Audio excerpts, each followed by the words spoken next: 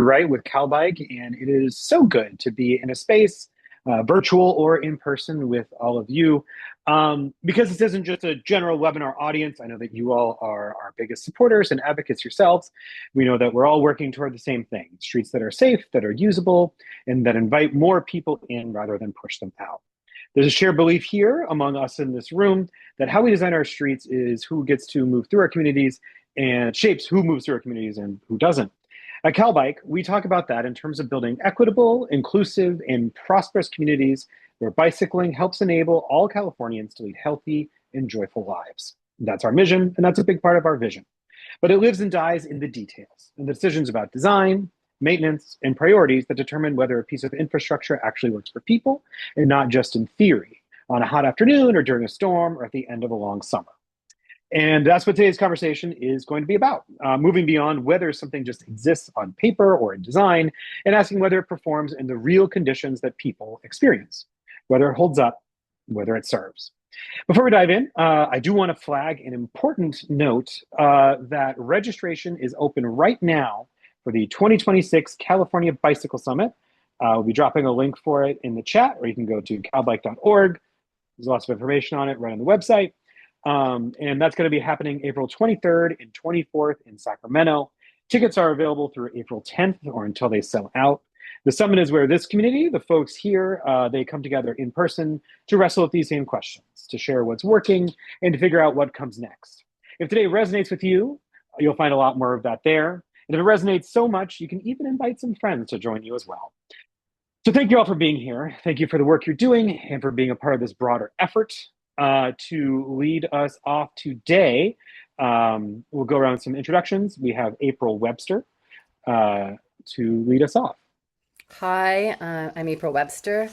Over the past few years, I've started focusing on transportation policy and design, especially around usability, climate resilience, and how infrastructure actually works in real world conditions, what Andrew was talking about. I bring a systems perspective shaped by work in software engineering and data science, along with a background in ecology, GIS, and psychology.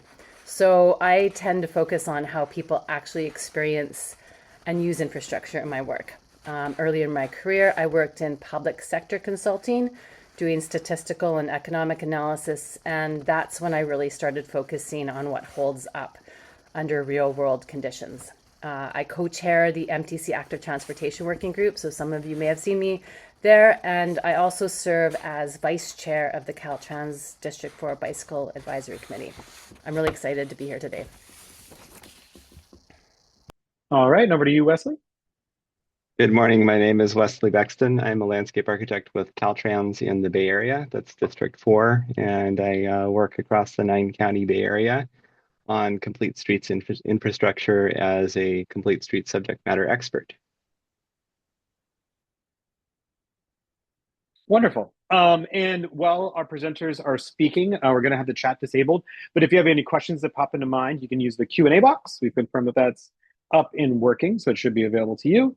And one more note for you. So we'll have, our presentation will be in two parts. We'll have April and then Wesley, and then a Q&A will follow at the end after all the presentations, where we'll be able to cover everything more holistically. And yeah, my other panelists, if you can just turn off your camera and sound while April leads off with her presentation.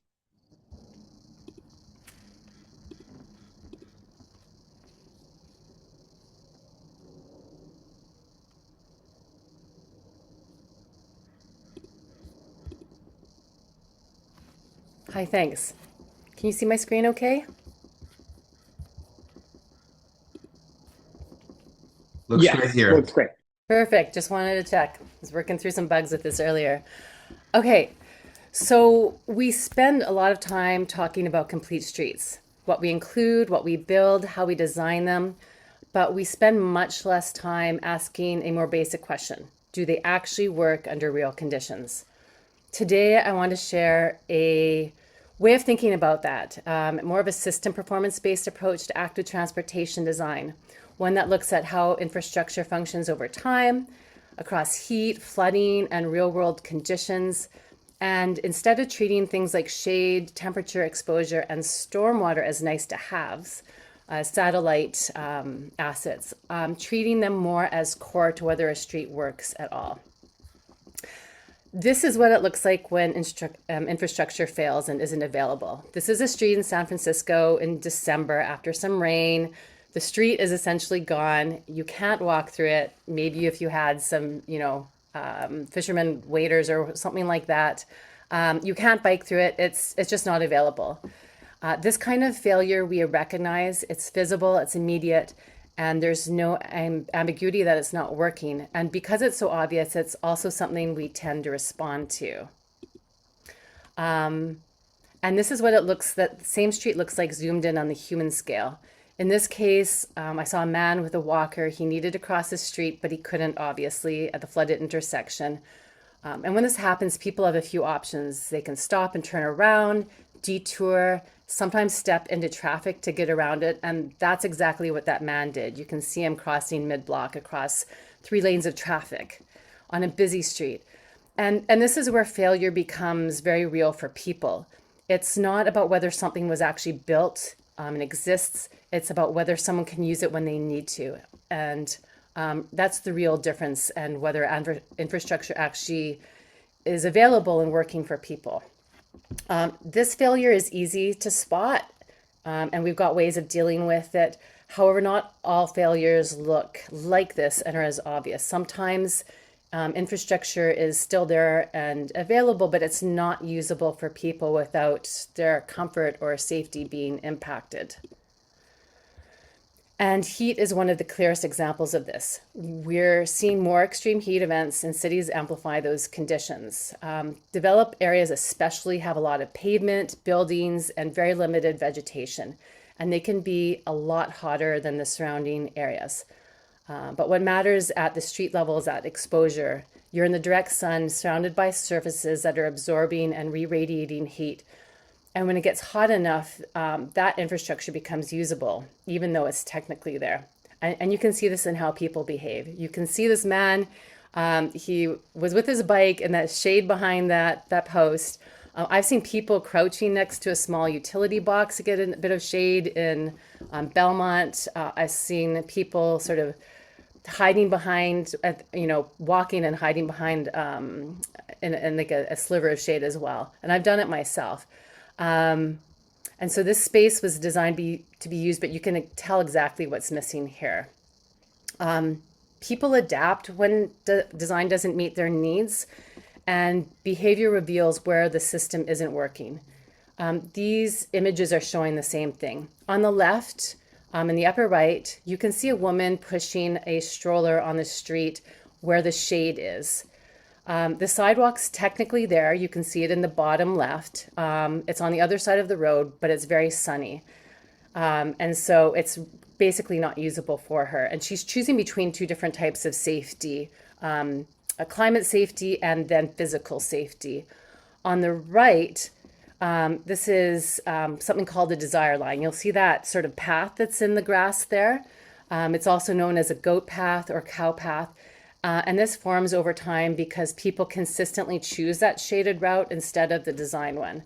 And these aren't random behaviors, they're adaptations. And they show when the design isn't aligned with how people actually experience the space. And we see this kind of consistent behavior. When we see it, it points to something deeper. It means design isn't really matching real conditions. What we see here are 2 very similar facilities, but different experiences. On the left, full sun, on the right, shade. From a design standpoint, they both meet complete street standards, but they're definitely not equivalent. And what this shows is usability isn't just about our design, it's about how people experience the space. And sometimes it's just not meeting the real conditions. So even when it's built correctly, we still need to think about these things and how it performs in the real world. Oh, here we go. And sometimes that gap exists. Part of why that gap exists, I should say, is we've spent decades optimizing one experience driving, but we haven't really done the same for people outside of a car. With cars on the top, you'll see that what's happened over decades of refinement. We've moved from something that's really basic and sparse. You can see there's a basic radio. There's probably no air conditioning in here. Definitely not heated seats, cooled seats, heated steering wheel, comfy seats, full-on stereo, which is what we see today on the right. People really, it's like they're taking their home with them when they're driving. But if you look at the bottom row, with biking and walking infrastructure, we're still more on the left side, exposed, dependent on conditions like heat, and we're consistently not designing for comfort. We are starting to see more examples on the right, places that are shaded, protected, and more usable, but they're not the default. So we've created a system where driving is highly optimized, while being outside of cars isn't. And we still expect people to choose to walk and bike in these conditions anyway. And that's part of the gap that I'm trying to talk about how to address today.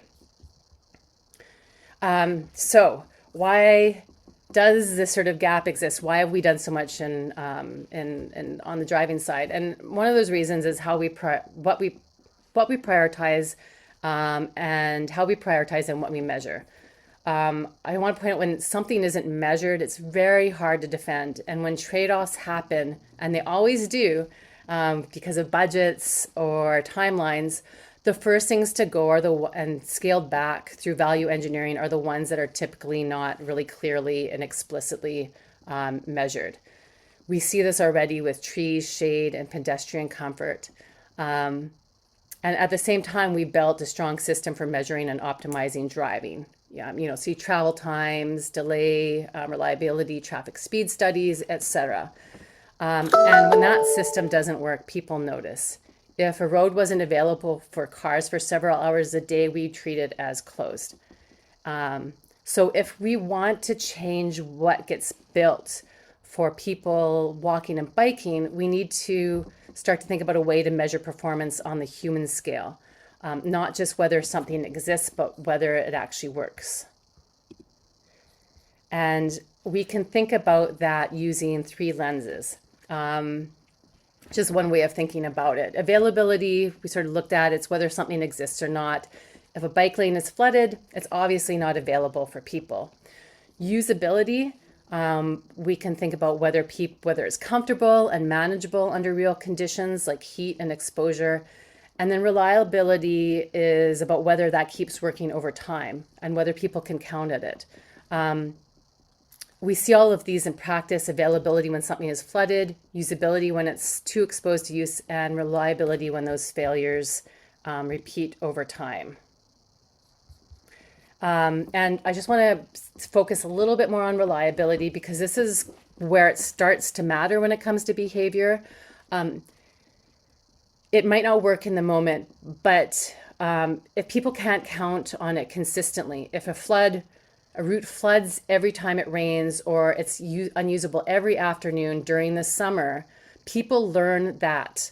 And over time, they stop relying on that particular infrastructure. They'll look for a parallel route, or just different types of options for getting there. And they might even get in their car because it's too challenging. So even if it works some of the time, it no longer functions as part of the network, and it's basically closed. So reliability asks the question, does this facility work over time when people need it?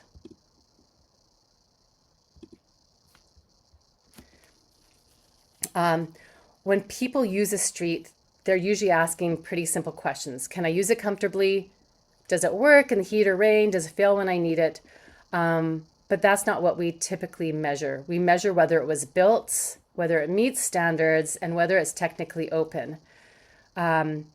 We measure presence, but people actually experience that sort of performance. And so the next question is, how do we measure performance?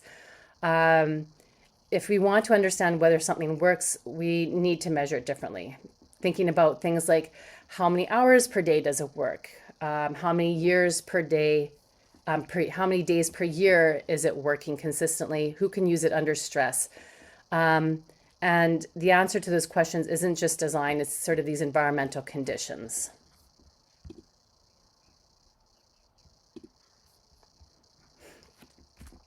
We can start to make this measurable in 3 simple ways that I've kind of alluded to already, but I just want to reiterate again so it sort of sinks in.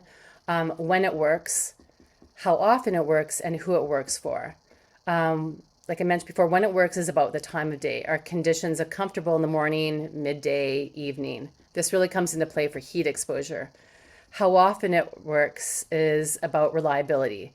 How often do they break over time across days, seasons, or the year? And who it works for is about the people, and really thinking about, I really want to point out that this is important because thresholds aren't the same for everyone. We've kind of seen this with comfort and the different typology that Jennifer Dill at Trek in Portland has sort of introduced, that people have different comfort levels. And that makes a huge difference to what kind of protection they need. So a space that works for some people may not always work for all people. And so instead of the simple binary that it works or doesn't, we should start looking at performance as something that changes over time and across people. When it comes to usability, especially around heat exposure, there are a few things that influence usability. Actually, I should say, even before heat exposure, things like safety, traffic stress, and connectivity are some of those. And we talk about those, but when it comes to the climate, environmental conditions, especially heat, we haven't started to really account for those. So when we talk about heat, what really determines how hot a space actually feels isn't just air temperature. We'll normally look at that before we go out, it's like, oh, it's 80 degrees. But that what you actually feel is more than that. It's also about exposure and the radiation, whether you're in sun or shade, as well as the surrounding environment. In a city, we're surrounded by pavement and buildings that absorb sun's radiation and re-radiate it. So even if 2 streets have the same air temperature, they can feel completely different depending on those conditions. And that difference can determine whether a space is usable. I just want to illustrate an example. You can normally feel this really directly. And I personally, this was an experience I had last fall. I was biking along El Camino Real. It was midday in the upper 80s. And I hadn't checked the forecast. I just assumed it was going to be cool enough. And I was wearing jeans and a light sweater. And I have to say the sunny stretches were brutal. I was sweating and counting the blocks, just trying to get to that next little bit of shade under the trees. And every time I did hit it, it felt like I was entering like an air-conditioned building, even just for a moment. So I want to talk about what I was feeling in the sun. Again, as I mentioned, it's not just the air temperature, but it's that combined effect of all that radiation. And what that is called, that experience, is mean radiant temperature. It's the total heat load from all the radiation. And you can see in here, you have the solar radiation that's getting absorbed by both the street, the sidewalk, the buildings, and they re-radiate that out, that energy back into the space around you. And that can change temperatures from, as you saw in the previous one, it can bump up the temperature you experience by 20 to 30 degrees, which will take it from maybe, comfortable or slightly uncomfortable to something that is really uncomfortable and potentially unsafe.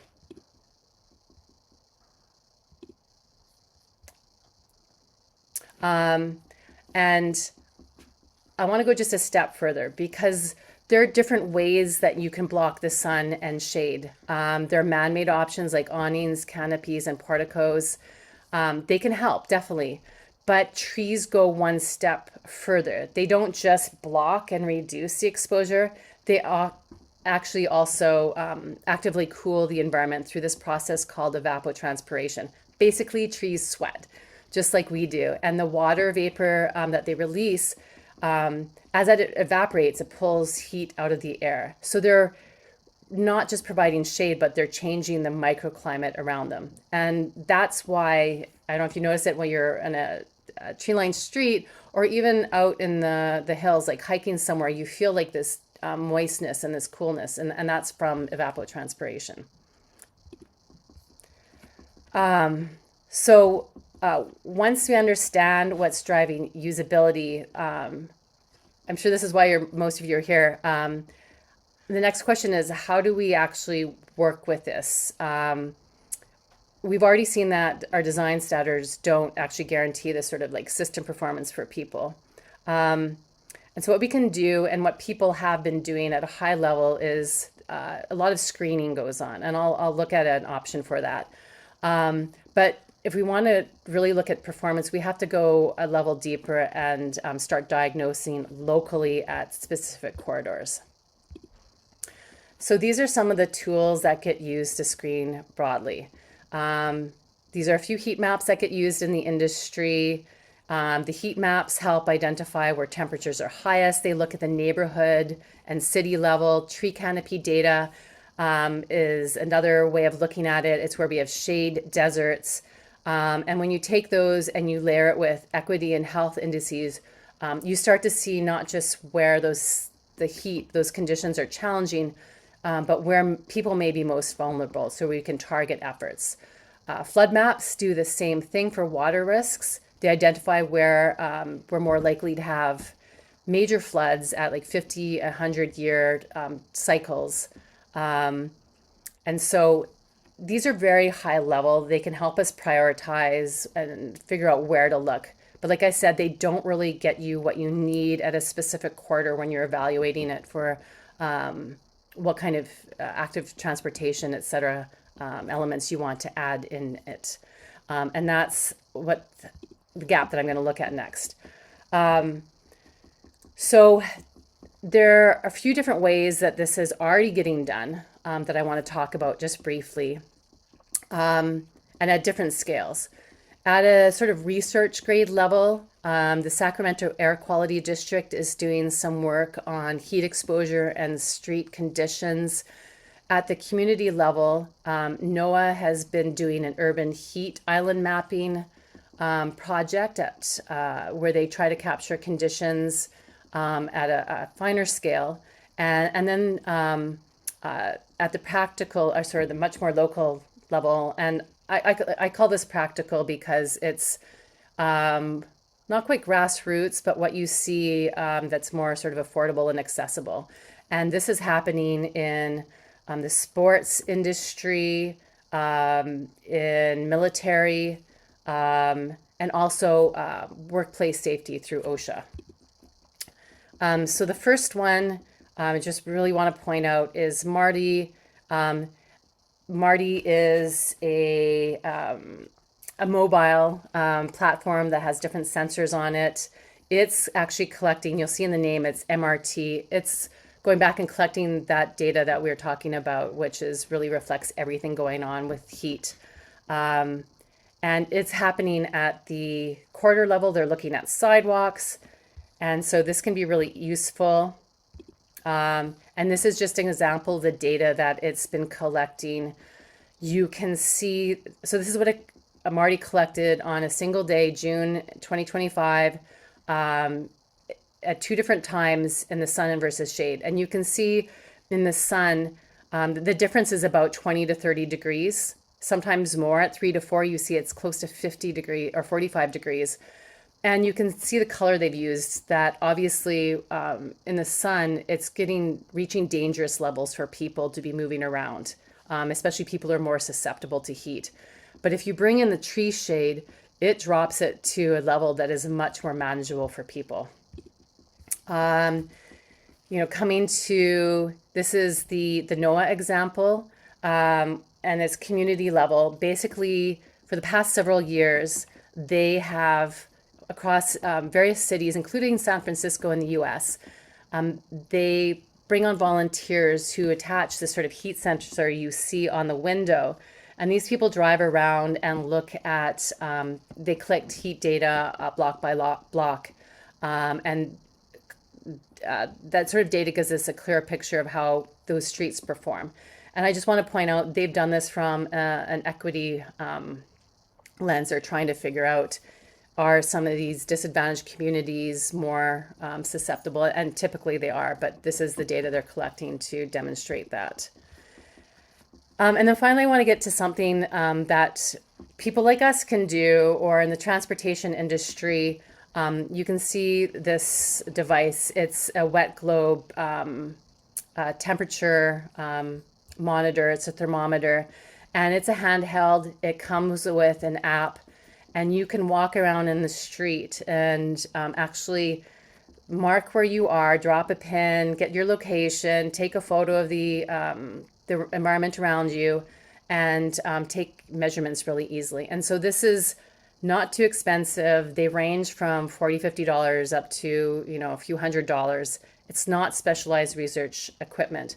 And so this is something that we could do in our industry to start getting a sense of, once we've used maps to figure out, okay, these particular neighborhoods could be at risk. We can go around on certain corridors and take measurements. Oops. And as I mentioned before, and I just want to highlight this data has already, like the wet globe thermometer, that data has already been used for quite a while, but in different industries. In the Marine Corps, they use this, and they have a color-coded system.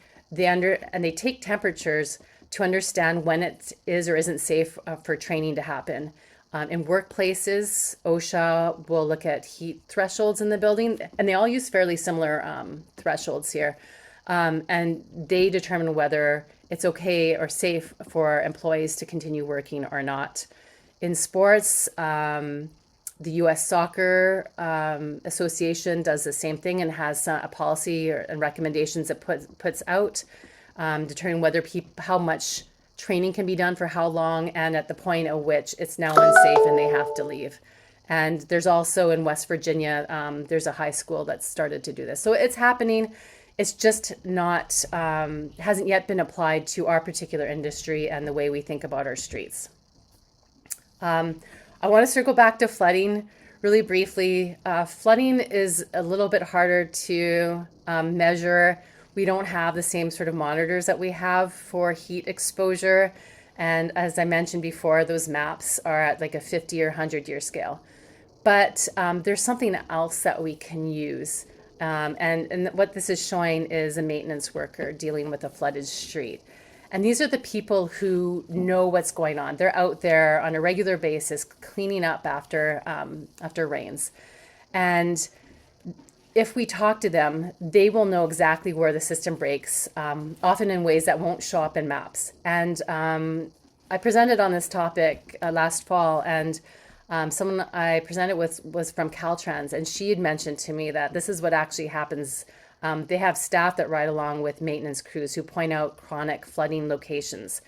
And that local knowledge that they were able to pull really helped reshape some of the priorities. And it's a really good tool to understand and diagnose locally when we don't have monitors like that WGBT monitor. Okay, a few quick caveats, because I know especially in some fields that when you get a framework or these measurements, you can become very sort of focused on them. And I just want to point out that this is not sort of supposed to be a perfect framework to apply. It's a way of thinking and a tool to help you make better decisions where you're pulling in usability and availability and reliability. Measurement will support judgment, but it shouldn't replace it. And common sense still matters. So thinking about putting yourself in the shoes of different people using the street is still important. And Andrew actually asked me to share this and point this out. Just because a street we might find it's not very usable doesn't mean we shouldn't do anything there. And there are risks to not doing nothing. We've seen examples of that. In this particular article or this quote, which is pulled from a Cal Bike article in Bakersfield. There were arguments against building bike lanes at all because of summer heat. And so this is a real issue we have to keep in mind when we're looking at this. And I also want to point out that heat isn't always constant. It varies by time of day and season and conditions. So it could still be available for a good chunk of the day, just not at the hottest points in the day. There's another example of this where a bike lane is being considered in an LA river path. And it's really hot there. There's no shade. The conditions are definitely not perfect, but it fills a very critical gap in the network, and that still matters. So the goal here isn't perfection, but understanding performance and making those trade-offs more explicit and visible, and improving how we build our infrastructure to be more usable over time. And so just to wrap up, to summarize, this really is, as I mentioned, about a shift in how we think about our streets. Today, we mostly measure where infrastructure exists, but what people experience is whether it actually works. And when we look at streets through that lens, we start to see something different. A bike lane that floods isn't available. A sidewalk in full sun may not be usable. And a route that fails repeatedly stops being reliable. And that's why this framework matters. Availability, usability, and reliability give us a way to evaluate whether infrastructure actually performs for people under real conditions. And once we start thinking that way, it changes how we design, prioritize, and then how we measure success, which is really key. We can screen broadly to understand where problems are likely, and then we can diagnose locally using some of those tools I mentioned. And again, this isn't a perfect system. It's making performance visible and making better decisions over time. And with that, I want to say thank you and hand it off to Wesley. All right, thank you. Can you guys hear me okay?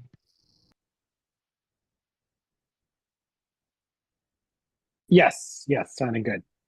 Great. And can you see my presentation? Looking good, yeah. All right. So, good afternoon, everyone. I'm here to talk about how we get to design solutions, how we build green street facilities that are comfortable, usable, and enjoyable. Landscape architects are trained to conceptualize and design space for people, address our innate need for connections to nature, and coordinate teams of designers and engineers to produce a successful design.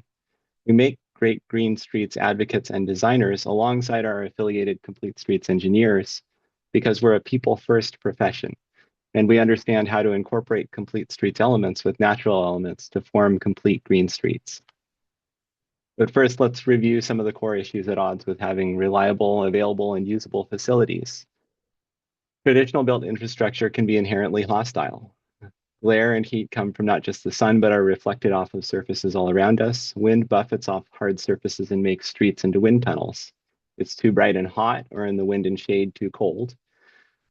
Do I take off my sunglasses to see where I'm walking or biking into? When I move back into the sun, can I see anything at all? Infrastructure is designed to an appropriate scale and cost for its function. It generally is designed for a single purpose: to move things, people, water, vehicles, or sewage to a destination. Moving things from one place to another has meant depending on a bunch of other things functioning compatibly with design parameters. People, environments, and urban spaces are complex. Whenever we have complexity, these design assumptions face challenges. This photo, which April shared earlier, is a great example of complexity running headlong into challenges. Downtown San Francisco during a high tide and a large storm with a Victorian storm sewer and lots of pavement. Now, I should point out here, you can only design your way out of things like flooding or heat to a degree. As an example, if you're near sea level and experiencing exceptional tides, water is going to end up staying where you don't want it. Everything has limits. So how do we get past challenges into solutions? We start by reallocating space, overlapping uses for maximum benefit, reprogramming. To better support communities, we need to think about how we use space for maximum benefit, incorporate everything we need into the street design, and identify opportunities for improvement created by overlapping systems. Not just lanes for cars, but also sidewalks, space for bikes and scooters, trees for shade, planters for stormwater and ecology and beauty, places to stop and chat, wait for the bus, sit at a cafe, or rest on a bench. A bunch of those multi-system benefits come from overlapping stationary temporary uses on top of the core transportation assets. The second layer of assets turns a street into a place with community, comfort, ecological, and economic values. Here's a good example of spatial reprogramming in downtown Burlingame, here in Northern California. We've got a built-out street and some simple, nice things like a few tables and chairs at the edge of a restaurant, but blocking a lot of the sidewalk. All sorts of engineering improvements were planned for this space, including utility relocations, traffic studies, street lighting. But landscape architects led the design because they had the vision that the place the community wanted this to become and could speak fluently in design language to architects, engineers, planners, and to the community about how to improve the space for people and coordinate all of the conceptual engineering work to bring the vision forward so that the space becomes a place and works for people first. Here's the streetscape after reprogramming. It looks like somewhere you'd want to spend time instead of just traveling through.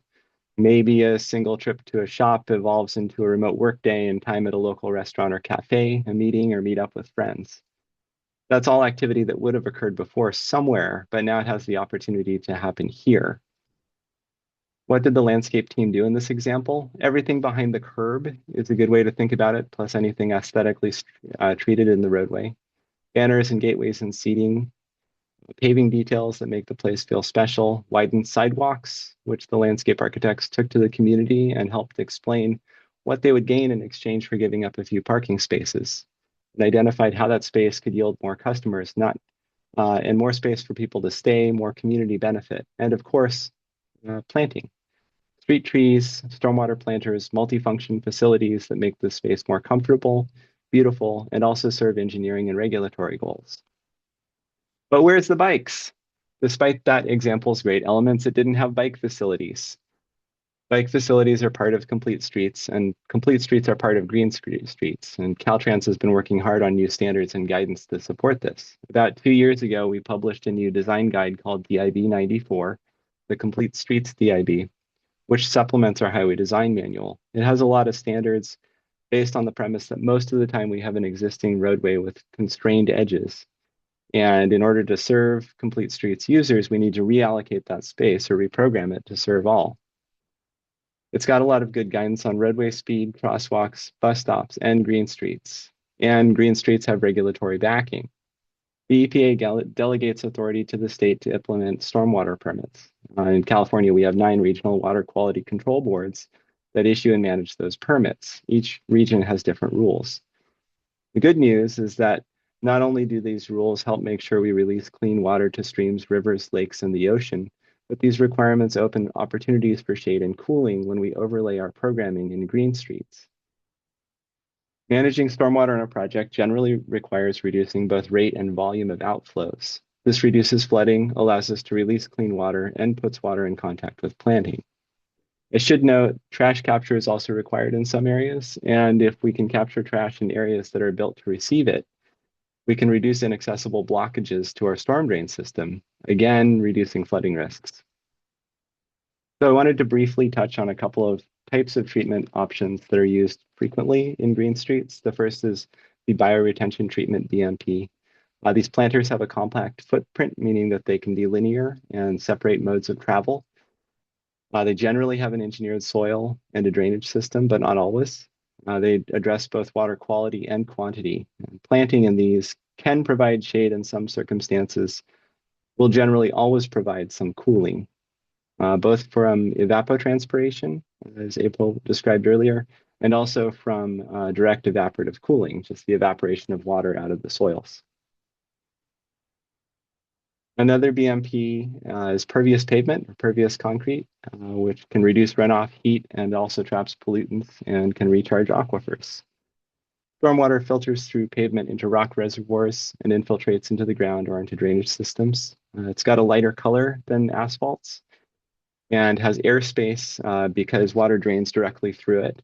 And so it reflects heat well, it holds less heat and radiates less heat because its thermal mass is lower. And when water is present, these areas can act as large evaporative cooling surfaces. This photo is a permeable concrete parking lot in Kailua, Hawaii, on the island of Oahu. I was walking toward this parking lot on a hot summer day, just as a quick rain burst came through. The rain cooled the entire area briefly, but this parking lot stayed cooler for longer than the surrounding areas because of evaporative cooling. But back to streets, here's an example of the sort of experience we're targeting. So much planting, it's aesthetically pleasing, it's got shade, human scale, and everybody has a safe place to travel. I want to talk about technical aspects really briefly. Plants and irrigation themselves are frequently the least costly part of a build out of a green street. Removing existing subgrade, including poor quality rock and soil, importing good material are major expenses. One example is a street tree install that we looked at a while back. The trees themselves were about $1,000 to install each, and the soil work to increase the availability of soil for the root systems raised the cost per tree to about $5,000 each. Utilities need to be located and relocated in some cases for maximum benefit. If you have overhead power lines, those could restrict size and placement of trees. Any opportunities to underground the lines, that could be done, but it also raises project costs.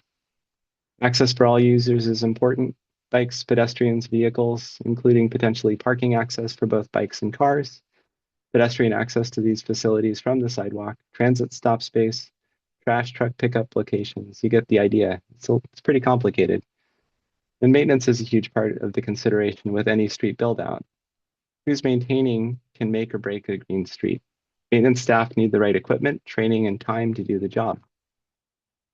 Here's an example of soil improvement in progress. This is for a treatment BMP in San Diego. It's as deep as it is wide, thus to support all the drainage improvements needed to make the system work. But here's why that soil improvement can be important if you're looking for shaded streets. The size of a tree that can be sustainably supported on your street project is directly proportional to the volume of good quality rootable volume. That's a soil volume. But it doesn't have to be soil. It can be a mix of materials that are designed to accept roots. And water, which can also increase your ability to slow stormwater and hold it on site. Again, reducing flooding, improving water quality, also recharging groundwater and growing more shade and cooler streets. So here are our key goals. Planting for the environment and for cooling. Trees for the environment, again, cooling, shade, and to break wind tunnel effects in cities. Water treatment for clean water, water slowing to reduce flooding, and water storage to reduce flooding and grow plants. So looking at where we're starting, very basic street infrastructure. There's a sidewalk and a bike lane, no shade, and water is conveyed along the curb, which puts water during flooded conditions into the bike lane. You can add tree wells, which provide small trees, a little bit of shade. There's not a lot of soil volume, so the size of the tree is impacted by the amount of space that you have available for the roots. And we have to make sure we maintain ADA access on the sidewalks. So there are limits to the scale here. The scale of the planting basin, again, impacts the size of the tree. And we're still reliant on the gutter for water conveyance. Tree wells can be topped with pavers or other surfaces for narrow sidewalks. You have to select the materials carefully to avoid tripping hazards.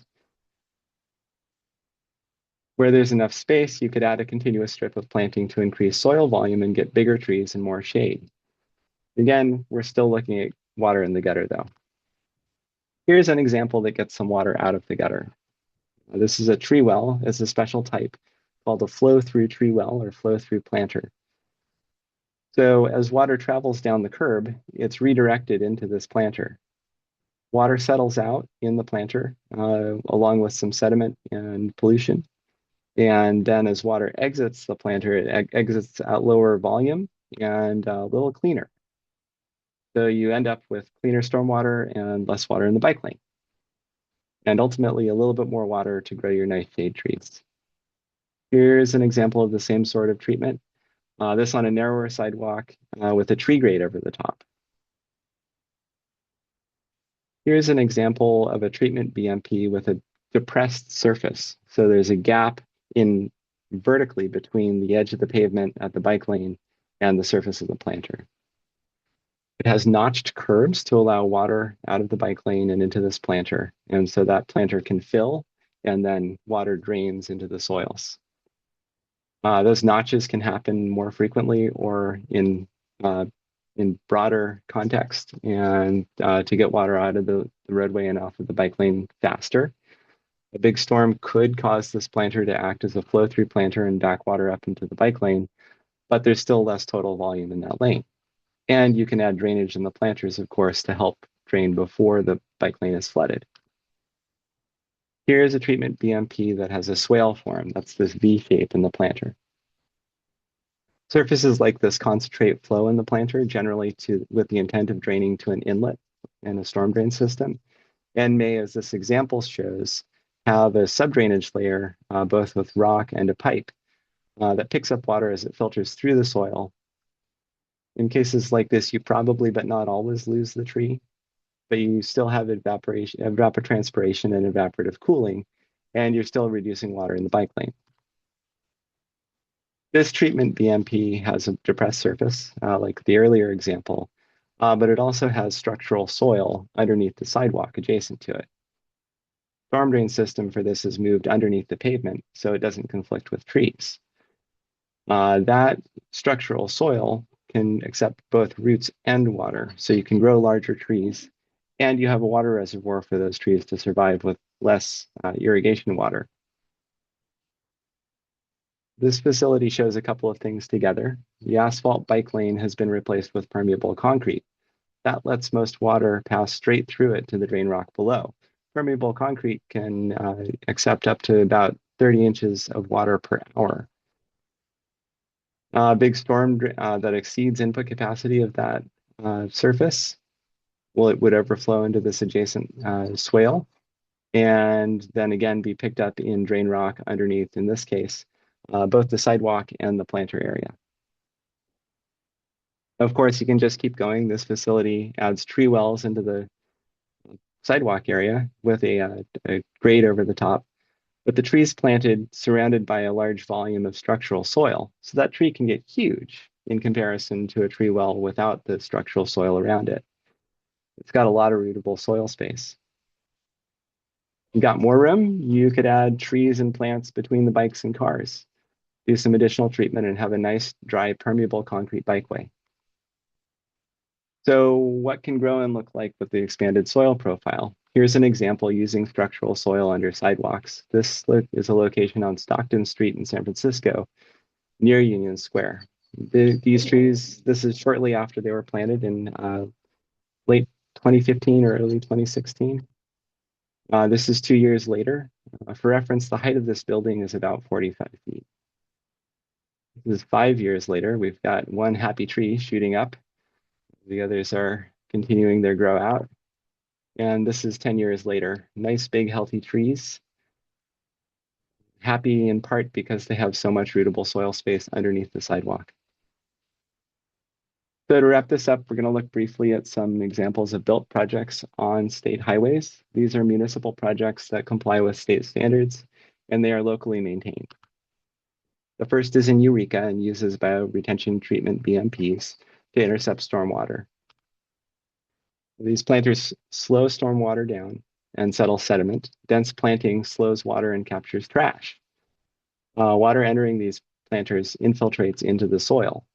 The concrete strip provides access to and from vehicles, which can park parallel on this segment. Trench drains guide water below the concrete surface into the planters adjacent to them. This next example is on San Pablo Avenue in El Cerrito. So this facility incorporates a green strip between the roadway and the bikeway, and that planter accepts water from both the bikeway and the roadway separately. You can see over here on the left, notched curbs from the bike lane, which is in concrete. So it also is nicely different than the roadway visually and helps keep drivers from driving down it. And all of that water flows to the left into that planter. Where there's parallel parking, there's a nice concrete step out. There are trench grates through the sidewalk to convey water from the curb into these recessed treatment BMP planters. And there are also little corridors for people to walk from their cars to the main sidewalk. El Cerrito's done a good job of messaging to the public what they're doing with these facilities since they're so different from traditional streetscapes. And this is a good example of that signage. They're making sure that everybody knows that there are multiple purposes behind these planters and that they benefit everyone.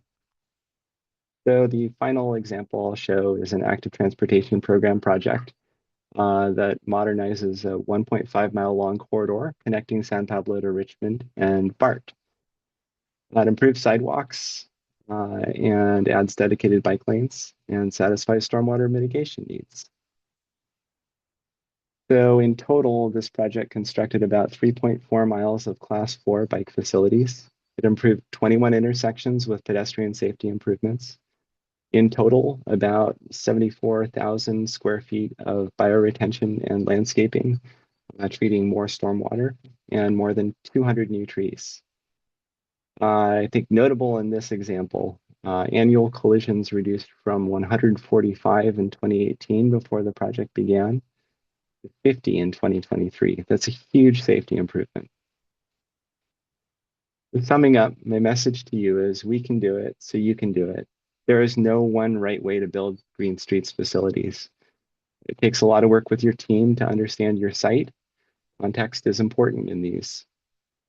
Work with your community to find out how the Green Street goal can be the community's goal also. Bring everybody together. Green streets meet water quality goals, and they create humane, beautiful, and livable places for sustainable, economically vibrant, and resilient communities. Thank you.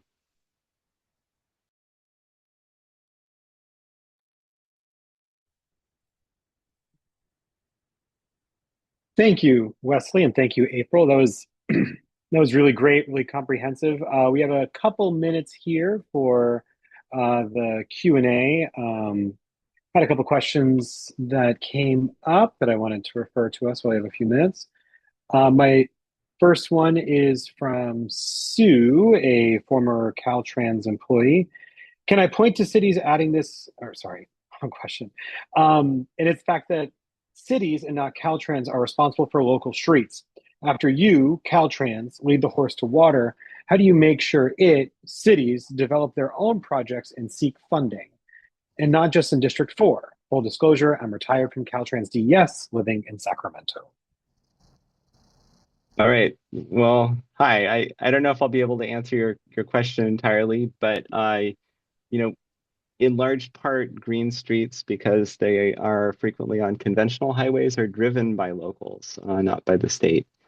Policy requires that we're pretty conservative with how we plant and flesh out streets.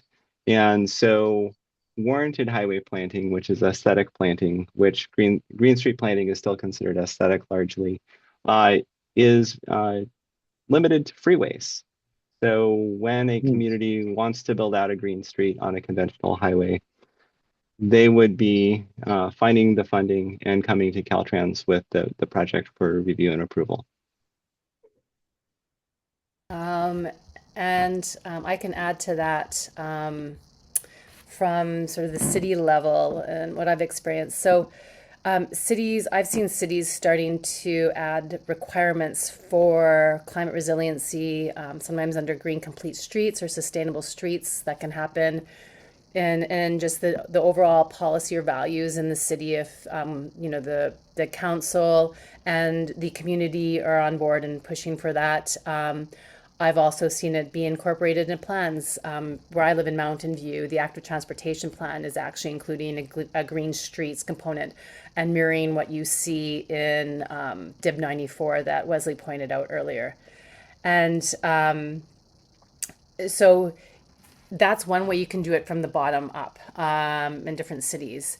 And I think I've been thinking about this a little bit. I think from the top down, there could be opportunities when it comes to some of the funding opportunities like ATP or OBAG, et cetera, and in what's required for those in terms of elements that get added in.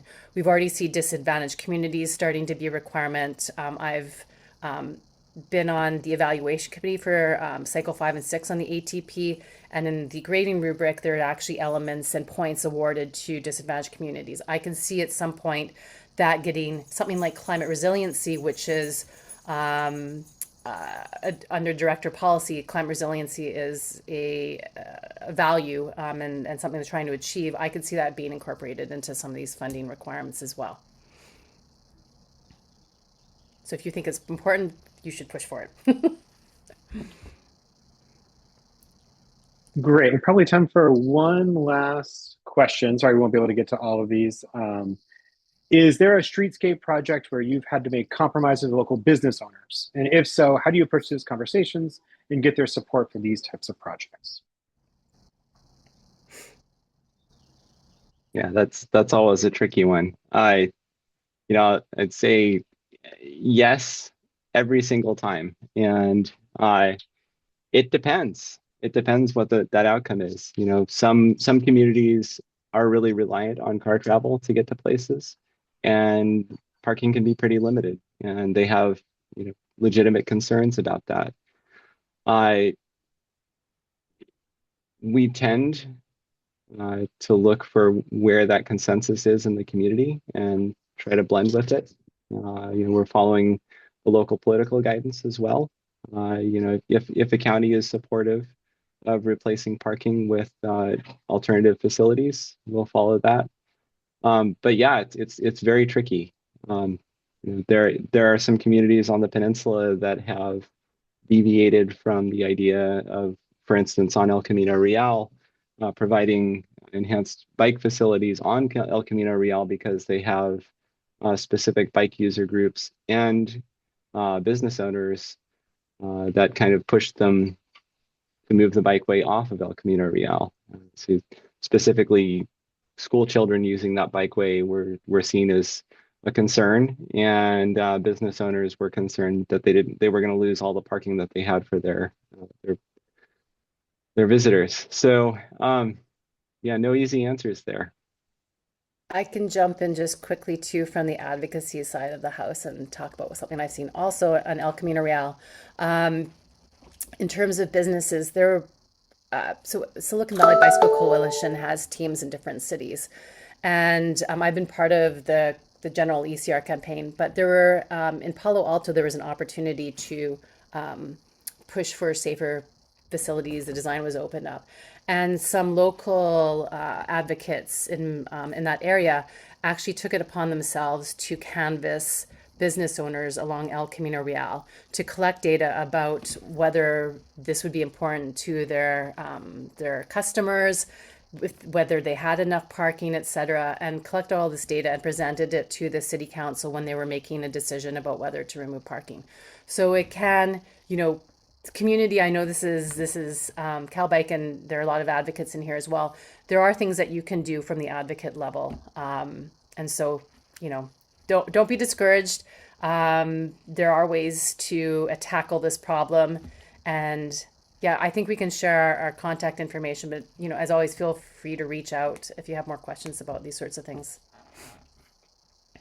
Yeah, I do want to say one more thing about that, actually. Sorry, real quick. So if you look at a downtown block, short block, about 250 feet long, there's like, 15, 13 parking spaces on that block. You walk into any small business and there's probably a capacity sign somewhere in there that says no more than 49 people. And, so looking around at the capacity of the stores, one block of parking isn't going to fill up even one store. And that's less data backed than it could be, but you're not losing that much parking by displacing some parking. So, this idea that one street is holding all of your parking is a little odd to me, but it does take the negotiation. For sure. I personally have stopped even engaging in the verb removing parking to just parking enhancements.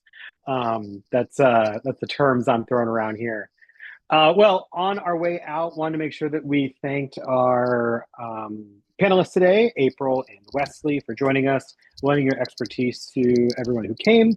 Thank all of our attendees, and in particular, our CalBike Summit Series webinar sponsors, including Waymo, Caltrans, Alta Design, AARP of California, Lime, DoorDash, Lyft, Zoox, EcoCounter, Bicycle Transit Systems, and Hayden AI for bringing all of this to us.